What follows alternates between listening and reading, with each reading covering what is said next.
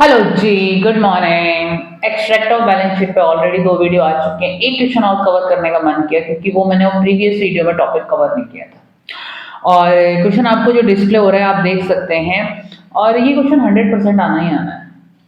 मतलब 100% ही बोल सकते हो, 100% आना है। और ये एक क्वेश्चन करके भी प्रोबेबिलिटी है। हाँ, इस क्वेश्चन में एक पॉइंट कवर नहीं हो रहा, कॉल इन एरियर वाला, वो मेरी प्रीवियस वीडियो में कवर हुआ है, वहां से करिए। ये 3 क्वेश्चन टोटल इन ऑल मैंने बना रखे हैं, ये तीसरा है।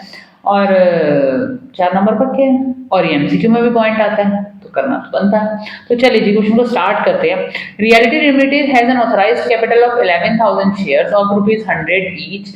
It issued 5,000 equity shares to the public for subscription payable on 30 on application, 30 on allotment, 20 on first call and the balance on final call. तो 30 plus 30 60, 60 plus 20 आपका हो गया 80। तो फाइनल कॉल आपकी बनी 20 रुपीज की। ठीक है, पहले तो सबसे पहले ये देखिए। अब ना इसमें सबसे ज्यादा गलती होती है, मतलब हम जब एक्सट्रैक्ट बनाते हैं, क्योंकि इसमें जो गलती होती है कॉल इन एरियर की अमाउंट गलत हो जाती है, शेयर फॉरफीचर की अमाउंट गलत हो जाती है, और कॉल कैपिटल रिजर्व की अमाउंट गलत हो जाती है, पूरे नंबर 0 हो जाते हैं। और चाहे और कंफर्म क्वेश्चन है, जो कंफर्म क्वेश्चन है वो छोड़ना थोड़ी है। तो चलो तो स्टार्ट करते हैं। पहली चीज तो इसमें आपको नीचे जो आपको दिख रहा होगा डिस्प्ले पे, बैलेंस शीट बनानी होती है। This is an extract. जो आप कंपनी अकाउंट बनाते हैं आप एक्सट्रैक्ट बनाते हैं, कंप्लीट बैलेंस शीट नहीं बनाते, क्योंकि कंप्लीट डेटा ही आपके पास नहीं होता है। ठीक है, उसके बाद notes to accounts. Notes to accounts में आपको प्रॉपर इंफॉर्मेशन दिखानी है। तो सबसे पहले देखिए, ऑथराइजेशन है 11,000 शेयर्स का 100 रुपीज के हिसाब से। तो देख सकते हैं कि ऑथराइज कैपिटल हमारी होगी 11 लाख रुपए की। सबसे पहला कॉलम आपने नीचे ये करना है, ऊपर वाले कॉलम में जो अमाउंट आ रही है वो बाद में निकल के आएंगी। ठीक है, उसके बाद इशूड कैपिटल आप दिखाएंगे जो सेकंड, क्योंकि इसकी डिटेल्स मैं पहले एक्सप्लेन कर चुकी हूँ, ये तो मेरी बहुत बात की वीडियो है। ठीक है, अब 5,000 शेयर्स के लिए हमने एप्लीकेशन हमारे पास आई, इशू की है। बेसिकली 11,000 ऑथराइजेशन ज्यादा कराते हैं, इशू कम कर सकते हैं, और सब्सक्रिप्शन भी उससे और भी कम का हो सकता है। It depends on the question. तो 5,000 इक्विटी शेयर्स 100 रुपीज के हिसाब से 5 लाख के लिए हमने इशू किया। अब हुआ क्या, the whole of the issue was called by the company and all the money were duly received except first and final call on 500 share. These shares were forfeited. ये शेयर्स फॉरफिट हो गए। सबसे पहले आपको क्या करना है, जब भी आपका बैलेंस शीट का क्वेश्चन आए आपको चेक करना है कि फॉरफिचर अकाउंट में पैसा कितना गया और उनमें से कितना यूटिलाइज हुआ। उसी हिसाब से आप बैलेंस शीट में पुट कर सकते हैं। तो मैं उसी पॉइंट पे अब जाने वाली हूँ। देखिए जी, इन्होंने बोला है कि हमारे 500 शेयर्स ऐसे थे जो फॉरफिट हो रहे हैं, और 500 शेयर जो फॉरफिट हो रहे हैं वो आपके फॉरफिट हुए। तो आप ये देखो, उन्होंने एप्लीकेशन भेज दी थी, अलॉटमेंट भेज दिया था उन्होंने, ना तो फर्स्ट कॉल दिया ना फाइनल कॉल दिया। तो बेसिकली एप्लीकेशन और अलॉटमेंट के हिसाब से 60 रुपीज के हिसाब से उन्होंने हमें 30,000 रुपीज दे दिए। ठीक है, ये हमें निकालना आया, ये पूरी अमाउंट नहीं जाती है। ठीक है, अब आगे देखिए, out of these forfeited share 300 shares were reissued at for ₹110 and show share capital reserve and surplus. दोनों चीज मांगी है, शेयर कैपिटल भी मांगी है और रिजर्व एंड सरप्लस भी मांगी है। अभी आगे बताऊंगी कि कैसे करना है उसको। ठीक है, पहले मैं कैलकुलेशन कर लेती हूँ। अब देखिए 30,000 शेयर थे आपके, सॉरी फॉरफीचर में अमाउंट थी। आपको चेक करना है कितना आपका कैपिटल रिजर्व में जाएगा, कितना फॉरफीचर में पड़ा रहेगा। That matter. ये 2 कॉलम आपके लिए बहुत मैटर करते हैं, ये आपको जर्नल एंट्री में भी निकालने होते हैं। तो कैपिटल रिजर्व में वो पैसा जाता है जो शेयर्स री इशू हो गए हैं बेसिकली। ठीक है, तो अब इस क्वेश्चन के हिसाब से हमारे री इशूड शेयर्स कितने हैं, 300 शेयर्स री इशूड हैं। मैं यहाँ पे थोड़ी थोड़ी वर्किंग साथ साथ करे जा रही हूँ, सो दैट कि आपको ना क्लैरिटी रहे कि क्या चीज हो रही है बेसिकली। ठीक है, अब हमारे को करना क्या है, अब हमारे हुए 30,000 रुपीज थे, हमारे 30,000 रुपीज जो हमारे पास आ रहे हैं, that belongs to our 500 shares. तो आप कीजिए री इशू शेयर का कितना पैसा होगा। तो 30,000 डिवाइडेड बाई 500 मल्टीप्लाई बाई 300 करते हैं। तो 30,000 डिवाइडेड बाई 500 मल्टीप्लाई बाई 300, तो बेसिकली हमारे 18,000 रुपीज आ रहे हैं। ये पैसा हमारा कैपिटल रिजर्व में जाएगा। पहली चीज तो ये है।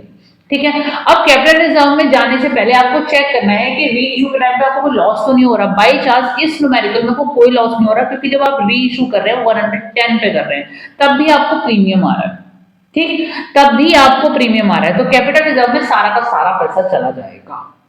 ठीक, कुछ भी लॉस नहीं हो रहा। अगर हमें रीच हो टाइम में कोई लॉस होता तो इस 18,000 से कवर करते। अब इस क्वेश्चन में हमसे रिजर्व एंड सरप्लस मांगा है, तो ध्यान से देखिए कि 18,000 रुपए हमारे कैपिटल रिजर्व में जाएंगे। तो मैं आपको नीचे दिखा रही हूँ। देखिए, पहले हम रिजर्व एंड सरप्लस कॉलम ही कर लेते हैं। तो रिजर्व एंड सरप्लस में देखिए कैपिटल रिजर्व में 18,000 रुपीज रिफ्लेक्ट कर रहे हैं। ठीक।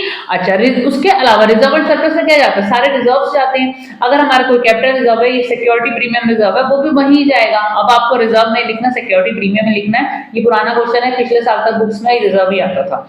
ठीक है, तो अब हमें करना क्या है, अब हमने जब री इशू किए 300 शेयर री इशू किए 110 रुपए पे, वहां पे 10 रुपए और प्रीमियम आया, 300 शेयर पे 10 रुपीज के हिसाब से आपको प्रीमियम भी आ गया, तो 3000 रुपए प्रीमियम वो आ गया, तो सिक्योरिटी प्रीमियम में 3000 रुपए वहां से आया और टोटल 21,000 हमारे रिजर्व एंड सरप्लस में है। क्योंकि यहाँ पर बैलेंस शीट का एक्सट्रैक्ट मांगा है, तो रिजर्व एंड सरप्लस भी आपको बताना होगा।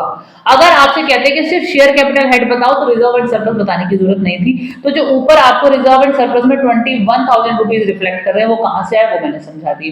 ठीक है, अब हम शेयर कैपिटल पे आते हैं। अब ध्यान से देखिए कि हमने यहाँ पर निकाला, तो मैं थोड़ा सा ना यहाँ पर रब भी कर रही हूँ हाथ के हाथ, अगर आप नोट कर रहे हो, क्योंकि मुझे चीजें और भी समझानी है। ये वाली जो मैंने फॉरफीचर वाले अमाउंट थी उसको मैंने कर दिया रब। अब देखिए हमारे 30,000 शेयर से, सॉरी 30,000 शेयर फॉरफीचर में अमाउंट था जो 500 शेयर से बिलोंग कर रहा था। हमारे 200 शेयर ऐसे हैं जो हमारे री इशू नहीं हुए, 200 शेयर्स हमारे री इशू नहीं हुए हैं। तो जो शेयर री इशू नहीं हुए हैं उनका पैसा शेयर फॉरफीचर अकाउंट में ही पड़ा रहेगा और उसे शेयर कैपिटल में ऐड करना होगा।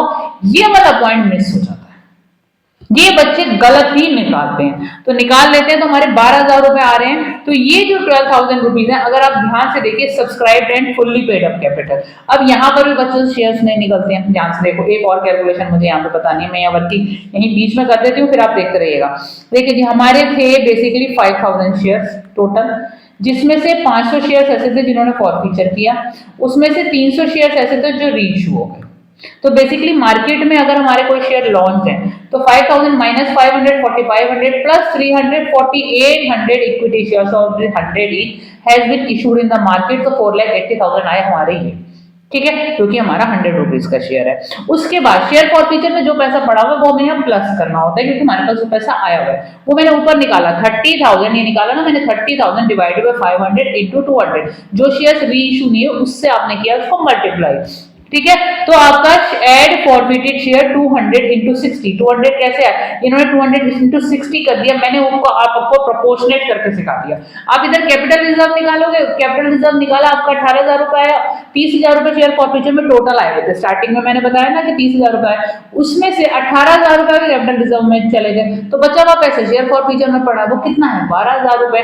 अब वो मल्टीप्लाई करके निकालो, डायरेक्ट माइनस करके ऊपर ही निकालो। ध्यान रखना हमेशा यही करना है, शेयर फॉरफिचर का जो पैसा आता है उसको 2 पार्ट्स में डिवाइड करो, क्या शेयर फॉरफीचर में रह गया और क्या कैपिटल रिजर्व में गया, दोनों एक ही साथ कैलकुलेशन हो जाती है। अगर हम जनरल एंट्री का क्वेश्चन कर रहे हैं तो वहां कैपिटल रिजर्व की एंट्री आती है, शेयर फॉरफीचर कहीं रिफ्लेक्ट नहीं करना होता। लेकिन लास्ट में बचा हुआ जब एंट्री में तो शेयर फॉरफीचर आता है बेसिकली, लेकिन जब हम बैलेंस शीट बना रहे हैं और क्वेश्चन बोर्ड में ऐसा भी आ जाता है जिसके अंदर आपसे प्रॉपर जनरल एंट्रीज के साथ भी बैलेंस शीट बनवा ली जाती है, ये वाला एक्सट्रैक्ट वहां भी बनवा लिया जाता है। क्वेश्चन हल्का देखिए, बैलेंस शीट एक्सट्रैक्ट वहां भी मांग सकते हैं और मांगा हुआ है। इवन वहां ऐसे भी बोर्ड ने मांगा हुआ है, last to last year I think question था जिसमें आपसे जनरल एंट्रीज मांगी कैश बुक के साथ, तो आप बैंक वाली एंट्रीज नहीं करेंगे, बेसिक ड्यू वाली एंट्रीज करेंगे, जो कि गलत हो जाती है। उसमें मेरी एक वीडियो है प्रॉपर, उसमें गलती होती है, उसमें बच्चे मेजरली गलत करते हैं। कहां करते हैं, फॉरफीचर वाले पोर्शन पे गलत करते हैं। नहीं देखिए वीडियो तो देख लेना, ऊपर आई बटन में शेयर कर दूंगा उसका लिंक भी, बहुत अच्छा क्वेश्चन है। उसके बाद उसी में ही बैलेंस शीट मैंने प्रॉपर क्वेश्चन करा हुआ है, without bank entries, cash book भी बनवाई हुई है और उसी क्वेश्चन में बैलेंस शीट भी बनाई हुई है। तीनों चीजें एक साथ एक ही क्वेश्चन में मैंने कवर किया, वैसा बोर्ड में क्वेश्चन आता है। 1 घंटा आराम से अभी लगेगा, बोर्ड में तो 20 मिनट में करना भैया, 20 मिनट ज्यादा का टाइम नहीं है। वैसे 20 मिनट में ज्यादा बोल रहे हो, आपको 15 मिनट का क्वेश्चन करने का ऐसा बड़े वाला करने की आदत होनी चाहिए, नहीं है तो पेपर पूरा नहीं होगा, बस दैट्स इट। तो बेसिकली 4800 हमारे इशू है, एड फॉर फीचर की अमाउंट हमारे है तो 4,92,000। तो बेसिकली शेयर कैपिटल में 4,92,000 आपको दिखाने हैं। तो यही सारी चीजें थी जो आपको समझनी है और ये गलत हो जाती है तो कर लो ना। मैं यहाँ से रब कर देती हूँ, अब जो मैंने वर्किंग की थी, क्यों, क्योंकि आपको फिर वो शेबी सा दिखेगा, तो ये हम रब कर देते हैं। ये हमारा बैलेंस शीट का एक्सट्रैक्ट था, ये मुझे समझाना था बेसिकली, बच्चे गलत कर रहे थे तो मुझे लगा मैं समझा दूं काम की चीजें। और अगर समझ में आया तो नीचे कमेंट करके जरूर जाना, यस ही लिख देना, दैट्स इट, इतना ही मेरे लिए काफी है। अभी और मैं प्रॉपर लॉन्ग वाले क्वेश्चंस पे वर्क करने वाली हूँ, बहुत सारे लॉन्ग क्वेश्चन लाऊंगी इसी तरीके से। अगर ये मोड में आपको समझ में आया तो प्लीज मेंशन जरूर करिएगा। All the best.